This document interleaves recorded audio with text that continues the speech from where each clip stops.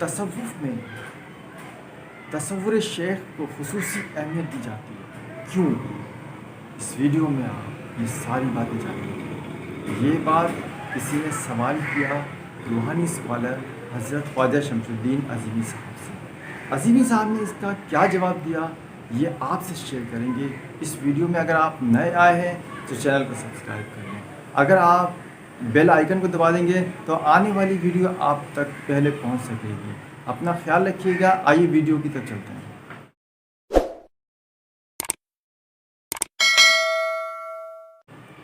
بسم اللہ الرحمن الرحیم. میرا نام محمد راشد ہے. آپ دیکھ رہے ہیں چینل خیال کریں. ناظرین، خواتین و حضرات، ایک شخص نے سوال کیا حضرت خواجہ شمس الدین عظیمی صاحب سے، روحانی اسکالر. تصوف میں تصور شیخ کے مراقبے کو خصوصی اہمیت دی جاتی ہے. تصور شیخ کرنے والے بندے کو اس عمل سے کیا روحانی فائدہ پہنچتا ہے اور تصوف کی روشنی میں اس کی وضاحت کرنا. آئیے جواب کی طرف چلتے ہیں. جواب دیا گیا، جب ہم اپنے شیخ کا تصور کرتے ہیں، شیخ کا مطلب ہے پیر و مرشد، روحانی استاد. روحانی استاد کا پہلے مطلب سمجھ لیں آپ کہ روحانی استاد کون ہوتا ہے. دیکھیں، جو شخص انگلش کا علم جانتا ہے اس کو ہم انگلش کا ٹیچر کہتے ہیں، یعنی استاد. ٹیچر مینس استاد. جو سائنس کا علم جانتا ہے ہم کہتے ہیں وہ سائنس کا استاد ہے. اگر کوئی شخص روح کا علم جانتا ہے ہم اسے کہتے ہیں روحانی استاد. اور روحانی استاد کو شیخ بھی کہتے ہیں. تو بتایا گیا کہ جب اپنے شیخ کا تصور کرتے ہیں تو ہوتا یہ ہے کہ شیخ کے اندر کام کرنے والی لہریں، یعنی ہم جب تصور کرتے ہیں تو شیخ کے اندر جو ہوتی ہے وہ لہریں چل رہی ہوتی ہیں اور جو کام کر رہی ہوتی ہیں اس کے اندر لہریں، وہ لہریں جو ہیں دماغ کے اوپر منتقل ہونا شروع ہو جاتی ہیں. دماغ کے اوپر لہریں منتقل ہونا شروع ہو جاتی ہیں اور جیسے جیسے تصور میں انہماک بڑھتا ہے اسی مناسبت سے لہروں کی منتقلی میں اضافہ ہوتا رہتا ہے. ایک بات یہاں بہت زیادہ غور طلب ہے کہ جب ہم شیخ کا تصور کرتے ہیں تو ہماری نیت یہ ہوتی ہے کہ ہمیں شیخ کا وہ علم حاصل ہو جائے.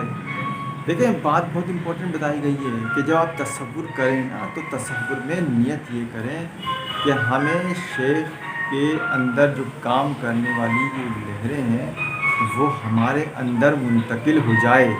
بہت غور طلب بات ہے یہ. جس علم سے اللہ تعالیٰ کا عرفان نصیب ہوتا ہے، یعنی شیخ کے اندر جو نورانی لہریں کام کر رہی ہیں، اگر ہم وہ لہریں ہمارے اندر داخل ہوں اور اس سے جو ہے اللہ تعالیٰ کا عرفان نصیب ہوتا ہے. نیت کے اوپر اور ہر عمل کا دار و مدار ہے.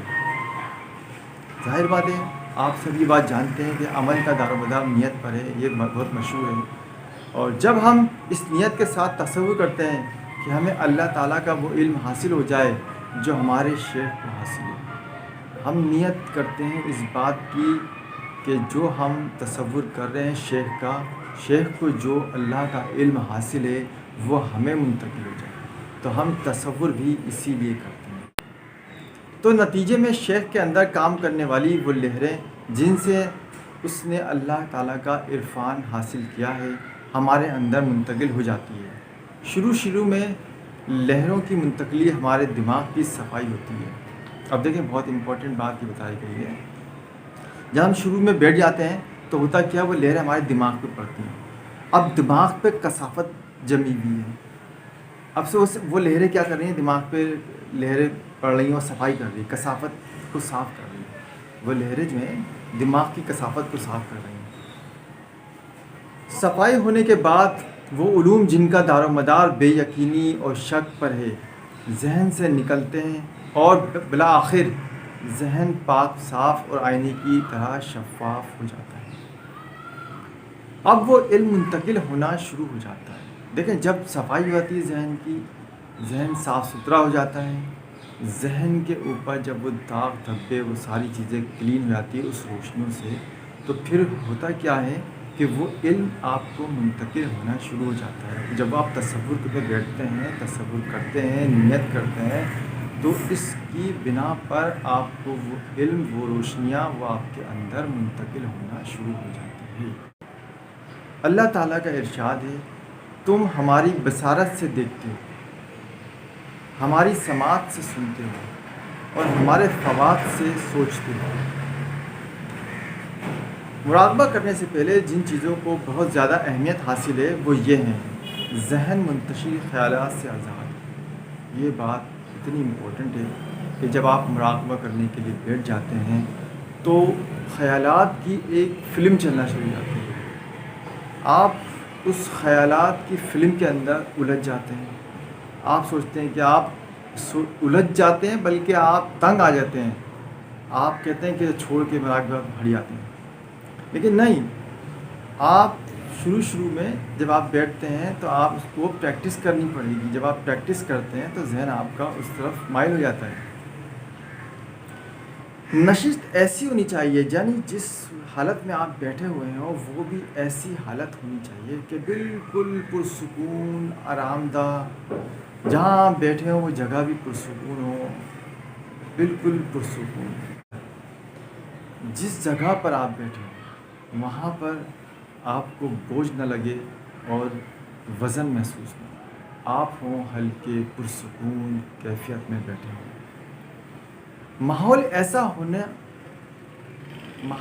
ایسا ہو جیسا کہ سونے کے لیے موزوں ہوتا ہے. دیکھیں، آپ سونے کے لیے جاتے ہیں تو ماحول کو ایسا پرسکون بناتے ہیں کہ آپ کو سکون سے نیند آ جائے. اسی طرح مراقبے کے لیے بھی آپ جو ہے ماحول کو ایسا بنائیں کہ پرسکون ہو. جہاں آپ بیٹھیں تو وہ جگہ پرسکون ہو، یعنی اندھیرا ہو، شور و غل نہ ہو. اندھیرا ہو، شور و غل نہ ہو. اس مخصوص ماحول میں آرام سے بیٹھنے کے بعد بہت آہستہ آہستہ اور گہرے سانس لینے کے بعد سینے میں روک کے بغیر منہ کے راستے آہستہ آہستہ خارج کرنے چاہیے. لیکن سانس کی مشق ہوتی ہے نا. آپ ناک سے انہیل کرتے ہیں، inhale from nose, exhale from mouth, اور بالکل آرام سے آپ جب سانس لے کر اور آہستہ آہستہ باہر نکالتے ہیں. یہ مشق کی جاتی ہے. اس طرح گہرائی میں سانس لینے سے ذہن بڑی حد تک یکسو ہو جاتا ہے. جب ہم سانس کو جب گہرائی میں لیتے ہیں نا، اندر لیتے ہیں، تو خیالات ختم ہو جاتے ہیں، ذہن یکسو ہو جاتا ہے. یہ بات یاد رکھیے گا. جب ذہن یکسو ہو جائے تو تصور شیخ کیا جائے. یہ بہت امپورٹنٹ بات ہو گئی. دیکھیں، ذہن منتشر ہو رہا ہے، آپ مراقبہ کرنے بیٹھے ہوئے ہیں تو آپ خود پریشان ہو جائیں گے. ذہن یکسو ہوگا تو آپ کو بیٹھنے میں مزہ آئے گا، مراقبہ کرنے میں آپ کو مزہ آئے گا. تصور شیخ سے مراد یہ ہرگز نہیں ہے کہ آنکھیں بند کر کے یہ دیکھا جائے کہ شیخ ہمارے سامنے بیٹھا ہے. آنکھیں بند کر کے آپ تصور شیخ کا مراقبہ کر رہے ہیں تو آپ آپ یہ دیکھنا شروع کر دیتے ہیں کہ میں تصور شیخ کو دیکھ رہے ہیں. نہیں، شیخ کو نہیں دیکھیں. اپنا ذہن جو ہے وہ شیخ کی طرف توجہ کرتا ہے کہ میری توجہ شیخ کی طرف ہے، اپنے مرشد کی طرف ہے، اس استاد کی طرف ہے جس کے اندر وہ لہریں چل رہی ہیں. اگر ذہن میں یہ بات ہے کہ شیخ کی صورت ایسی ہے، ناک ایسی ہے، آنکھیں ایسی ہے وغیرہ وغیرہ، تو ذہن چونکہ دیکھنے میں مصروف ہو گیا، اس لیے یکسو نہیں. اب آپ اس کی طرف اگر دیکھنا شروع کر دیں گے تو مراقبے کا مقصد ہی ختم ہو جائے گا. آدمی جیسے بے خیال ہو جاتا ہے اس طرح ذہنی طور پر بے خیال ہو جائے. تو یہ اس کی توجہ پیش کی گئی، یہ جواب دیا گیا. اس کو آپ بہت سیریس ہو کے غور سے سنیے گا، بار بار سنیے گا. اور اگر آپ اس میں دلچسپی رکھتے ہیں روحانی علوم میں، تو اس مراقبے کو آپ اگر کسی سلسلے میں آپ ہیں، آپ کا کوئی استاد ہے، روحانی استاد، تو آپ اپنے شیخ کا تصور کر سکتے ہیں تاکہ اس روحانی استاد سے آپ کو وہ علم منتقل ہو. اپنا خیال رکھیے گا، سب کا خیال رکھیے گا. چینل کو سبسکرائب کر لیں. آنے والی ویڈیو کو پانے کے لیے بیل آئیکن پر اپنی دعاؤں میں یاد رکھیے گا. السلام علیکم ورحمۃ اللہ وبرکاتہ.